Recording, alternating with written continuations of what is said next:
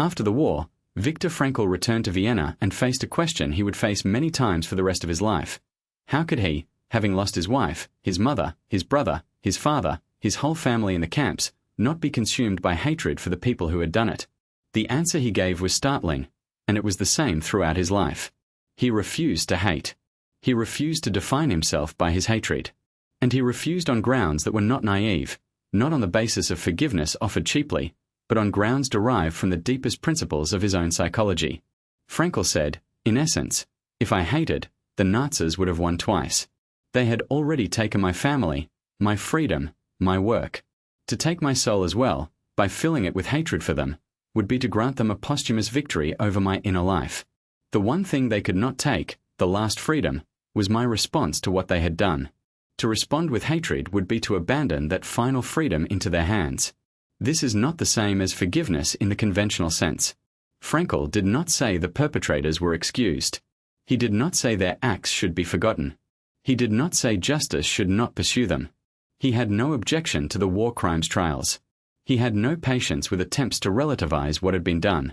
What he refused was the internal absorption of hatred as a defining stance of his own soul. The distinction is important. Hatred is not the same as moral judgment.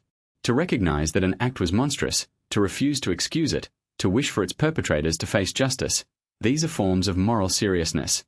Hatred is different. Hatred is the orientation of the soul toward another person as essence, not as actor.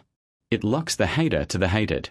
It gives the hated a permanent residence in the hater's interior life. Frankl had seen this dynamic operate destructively in survivors. Some returned from the camps consumed by the figure of the perpetrator. The Nazi was not gone for them. The Nazi was the dominant interior presence. They spent their remaining years circling the wound. Their lives were structured by the absence of the people who had been killed and the continued imagined presence of those who had done the killing. Frankl understood this, but he refused it for himself. His alternative was to do what could be done now. He returned to medicine, to writing, to building logotherapy as a school.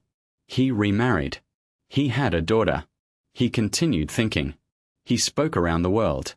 He was extraordinarily productive in the second half of his life, despite, and in some sense because of, what he had survived. He was once asked whether his forgiveness was a kind of forgetting. He said no. He never forgot. He remembered every loss with precision. But he refused to let the loss become the meaning of his life. The meaning of his life would be made by what he did now, not by what had been done to him. There is a teaching here that goes beyond the Holocaust. Most of us have been wronged in smaller ways, betrayed by a partner, abused by a parent, harmed by a colleague, damaged by a stranger. Frankl's question applies in all these cases. Will the wrong be the defining shape of your remaining life? Or will it be one part of a life whose meaning is made by what you do now? The harm cannot be undone, but the structure of attention can still be chosen. Frankl's refusal of hatred was not a gift to the perpetrators. They did not deserve it. It was a gift to himself, and to the people who would still need him in the years ahead. It was the act by which he ensured that the destruction would not extend 1 inch further than it had already gone.